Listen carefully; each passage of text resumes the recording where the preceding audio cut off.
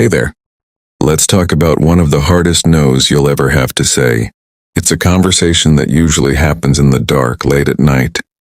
When you're looking at your bank account and realize that even though you've been working 12-hour days for years, you have almost nothing to show for it. Because every time you reach a milestone, every time you get a win, there's a phone call. And that phone call is from the person who gave you life.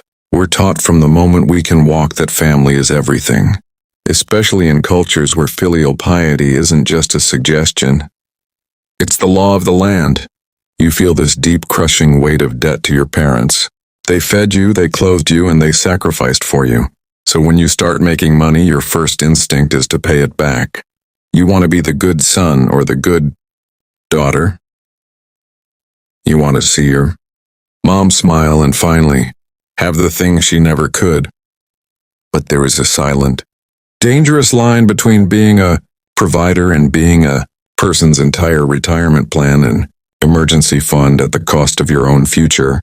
Imagine a man named Leo. Leo is like many of you, hardworking, ambitious, and deeply loyal.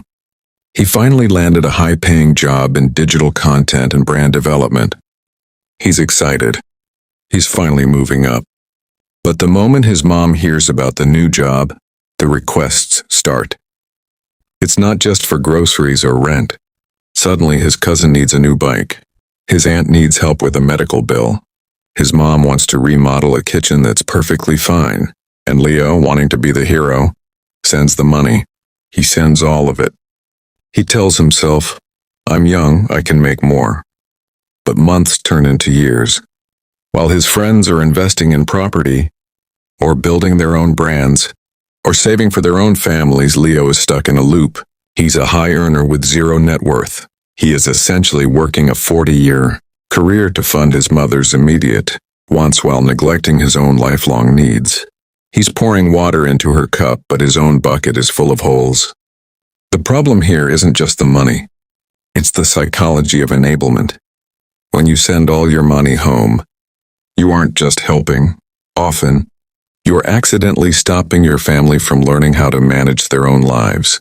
If mom knows that every time she overspends or every time a relative asks for a handout, Leo will just fix it.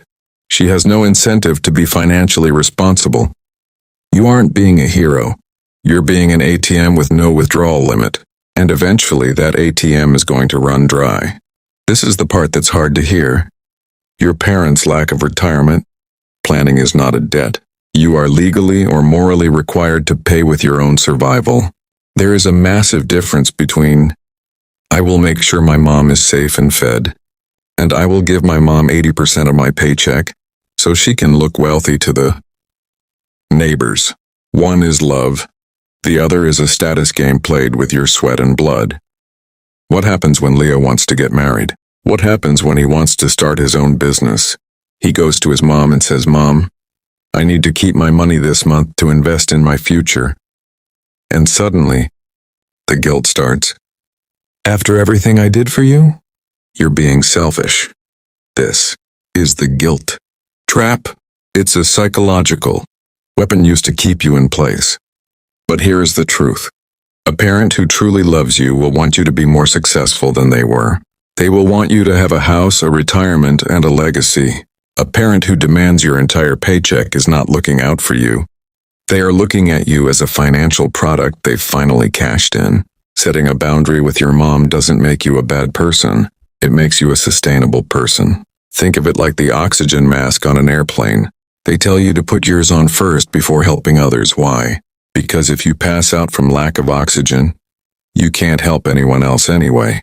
If you go broke, if you lose your health from overworking, or if you never build a foundation for yourself, you won't be able to help your mom in 10 years when she really needs it. You need to move from emotional giving to structured giving. This means you decide on a fixed amount that you can afford without hurting your own savings, and that is what goes home. No more. If a crisis happens, you don't just send the money. You ask questions. You look at the bills. You become a partner in the solution, not just a source of cash.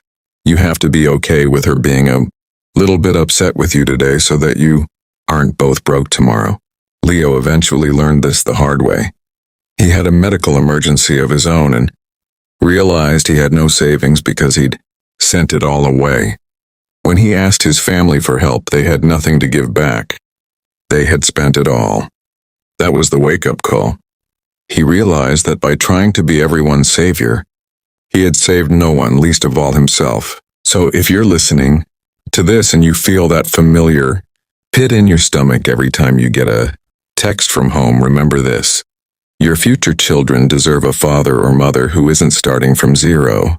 Your future self deserves a retirement that isn't a burden on the next generation. Love your mother.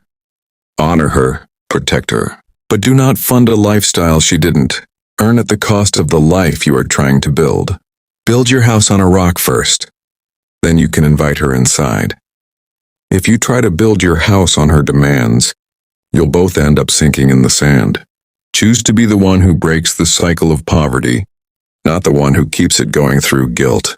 Choose a life that is sustainable.